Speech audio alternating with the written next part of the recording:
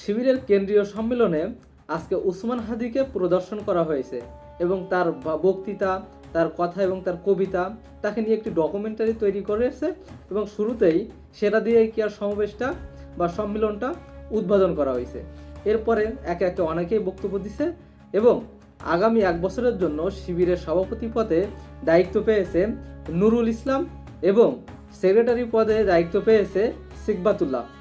আগামীর 1 বছরের রাজনীতি কেমন কি মোড় নেবে শিবিরের, তাদের হাতেই নির্ভর করছে। তবে দেখা যাক শিবির আগামী 1 বছরে তাদের রাজনীতিতে কি পরিবর্তন নিয়ে আসে এই দুজন।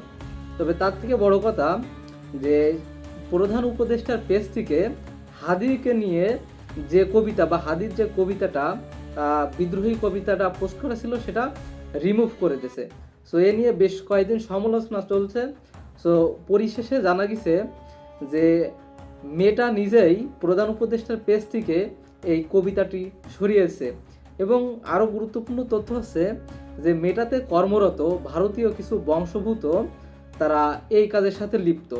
বিগত ফ্যাসিস্ট সরকারের আমলে আমাদের যে তথ্য মন্ত্রণালয়ের দায়িত্ব ছিলেন পলক এবং সাথে সাথে র্যাব বা সেনাবাহিনীতে কর্মরত জিয়াউল হাসান, এরা দুইজনই কারসাজি ছিল তখনকার সময়ে বিরোধী দলীয়দের পোস্টগুলো রিমুভ করতে বা দমন করতে এই ব্যক্তি বা এই বর্গের সাথে তখন তারা কাজ করত এবং এখনও তাদের দ্বারাই এই কাজগুলো করা আছে। ইতিমধ্যে আসিফ মাহমুদ সজীব ভুইয়ার 30 লক্ষর পেজ, সেটাও ইতিমধ্যে মেটা সরিয়ে নিছে বা সোশ্যাল মিডিয়ায় পাওয়া যাচ্ছে না, সেটাও নির্দিষ্ট করে বা সেটাও কনফার্ম করছে আসিফ মাহমুদ সজীব ভুইয়া। সো সেখানেও মনে হচ্ছে যে হাদিকে নিয়ে পোস্ট দেওয়ার কারণেই এমনটি করা হয়েছে।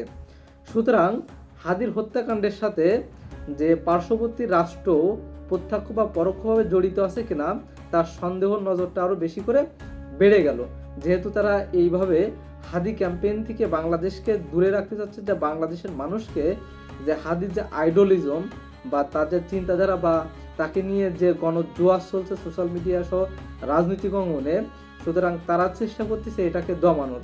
তবে কথা হচ্ছে হাদির যে হত্যাকাণ্ডের বিচার সময়সীমা দেওয়া হয়েছে সেটা চলমান। আজকেও শাহবাগে যথেষ্ট পরিমাণে আন্দোলন সংগ্রাম হয়েছে। তবে দেখা যাক শেষ পর্যন্ত কি হয়।